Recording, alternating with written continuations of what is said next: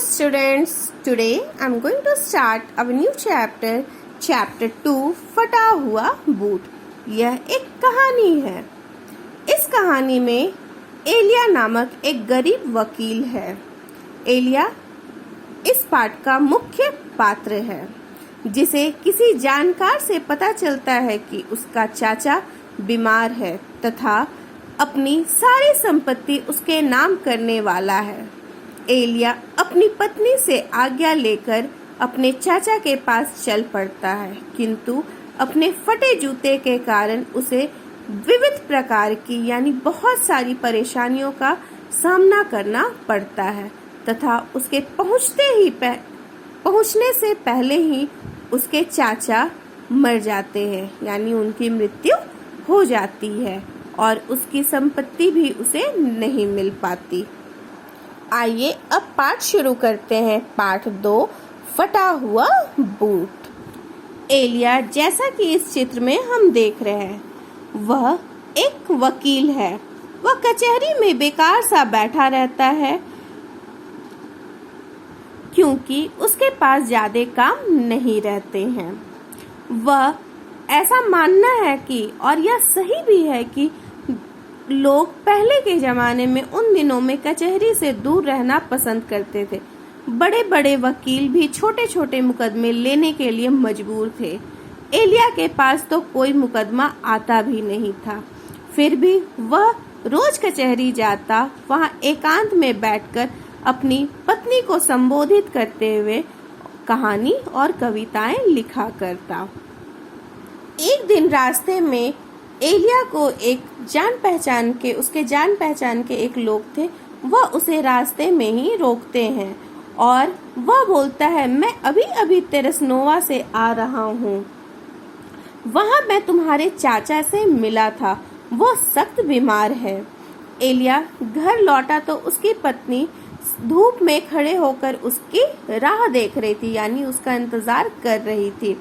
एलिया अपने चाचा जी के बीमारी के बारे में अपनी पत्नी को बताता है और उसके बाद फिर दोनों के चेहरे पर एक रहस्यमयी मुस्कुराहट आती है और उसके बाद फिर वह एलिया जो है वो अपनी पत्नी को सारी बात बताकर वह वहाँ चाचा जी के पास संपत्ति लेने के लिए निकल पड़ता है। तभी उसने पति के फटे हुए बूट की ओर देखते हुए पूछा, रास्ते में खर्चे का भी कुछ ख्याल किया है, कुछ ध्यान है? तभी एलिया बोलता है, इसकी चिंता ना करो, मेरे पास थोड़े पैसे हैं। एलिया अपने चाचा जी के घर जाने के लिए निकल चलता है। रास्ते में बहुत जल्दी चलता है, जिससे वो अपने जूते के बारे में कुछ भी नहीं सोचता है।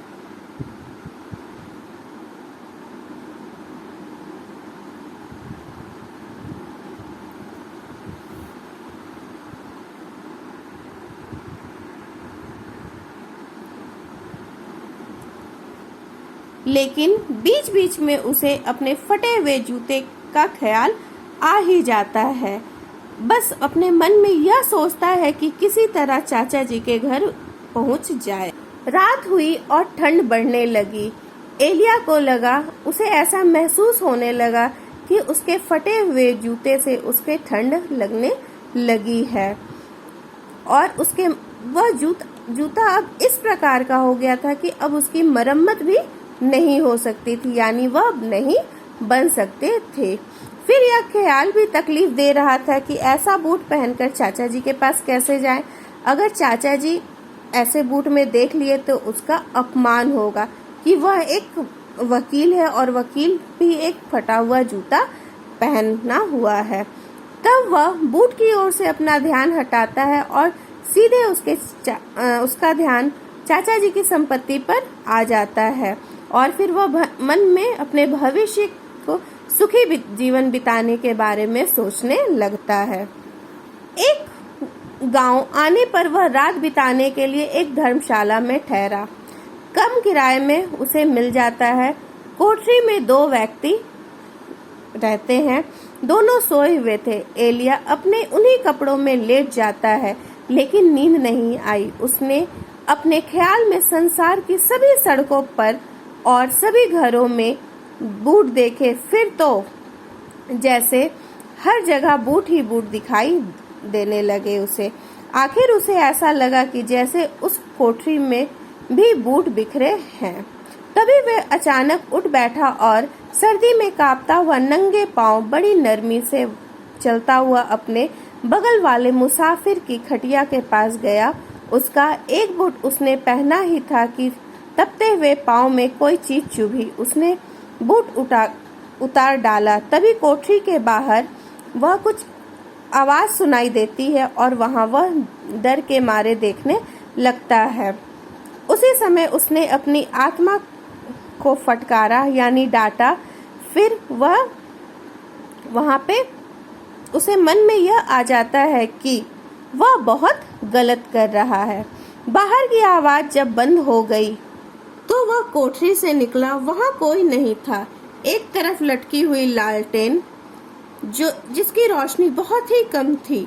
एलिया ने इधर उधर देखा तो पास ही बूटों का एक जोड़ा दिखाई दिया। उसी समय उसने कुछ सोचे बिना बूट उठाकर कोट में छिपा लिया और फिर एक नजर वहां सोए हुए चौकीदार के तरफ देखा और चुपके से वहां से निकल गया। लगभग आधा घंटा नंगे पांव चलने के बाद बूट पहनने का ख्याल आया। एक पत्थर पर बैठकर वह बूट को कुछ देर तक देखता रहा। आखिर जब वह बूट पहनकर खड़ा हुआ तो उसके अंदर आवाज आई, पतन, घोर पतन। लेकिन आवाज की जरा भी परवाह किए बिना अब पहले की तरह तेजी से नहीं चल रहा था। उसके कदम लड़खड़ा रहे थे। वह बार बार पीछे मुड़कर देखता था कि कोई उसका पीछा तो नहीं कर रहा है। प्रातः काल का प्रकाश फैलने लगा यानी सुबह हो गया। एलिया का डर और बढ़ता गया। उसके दिमाग में विचारों ने हलचल मचा दी। उसे लग रहा था कि चारों तरफ उसे लोग देख रहे हैं, उसे चोर समझ रहे हैं। आखिर पकड़े जाने का डर भी उसे लग रहा था। तभी उसने वह अपने मन को शांत किया और फिर वो वापस गया और जाके फिर वहां पे वो अपने बूटों को रख देता है और फिर वहां से वह निकल जाता है और फिर सो जाता है। फिर सुबह उठने के बाद जो उसके पास थोड़े बहुत पैसे थे उसे वह डबल रोटी खरीदता है और वहां से चल देता है। बड़ा सुहावना मौसम था। एलिया अपना फटा हुआ बूट पहने स्वस्थ मन से चल रहा था। आखिर जब वह अपने चाचा के घर पहुंचा तो पता चला कि कुछ घंटे पहले ही वह उसके चाचा चल बसे। नौकरानी ने उसे बताया, मालिक आपका बहुत रास्ता देखा। 3 दिन पहले उन्होंने आपको तार भी भेजा था। वे कहा करते थे आप अकेले ही उनके वारिस हैं, लेकिन आपने उन्हें भुला दिया है। वे आपसे बहुत नाराज थे।